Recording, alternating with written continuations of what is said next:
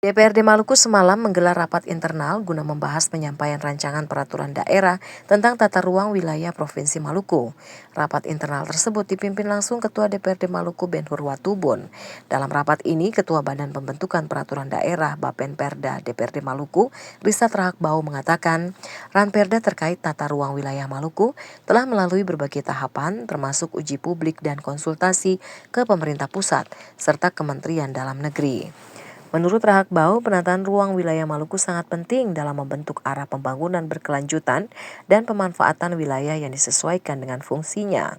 Sementara itu, Ketua DPRD Maluku Ben-Hur Watubun mengatakan, penataan ruang sangat penting karena akan menentukan wilayah mana yang bisa dimanfaatkan, dilindungi dan menjadi kawasan konservasi.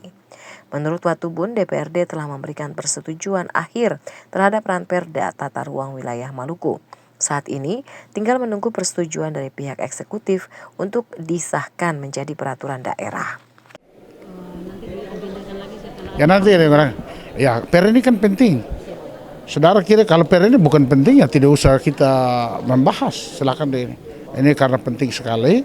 Jadi kami harapkan gubernur dan wakil gubernur harus di tempat. Ya kalau kegiatan gubernur sudah berangkat ya wagub harus di tempat sebetulnya ya. Itu begitu. Masa semua tidak ada, jangan merasa perda ini tidak penting, ini perda paling penting.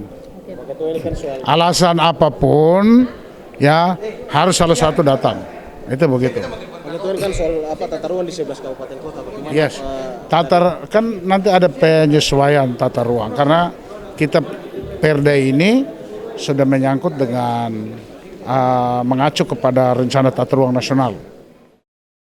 Ditambahkan Ben-Hur Watubun, saat penetapan Ranperda nanti, pemerintah Provinsi Maluku dalam hal ini gubernur dapat hadir secara langsung sebagai bentuk komitmen dan sinergi dalam menetapkan arah pembangunan Maluku ke depan.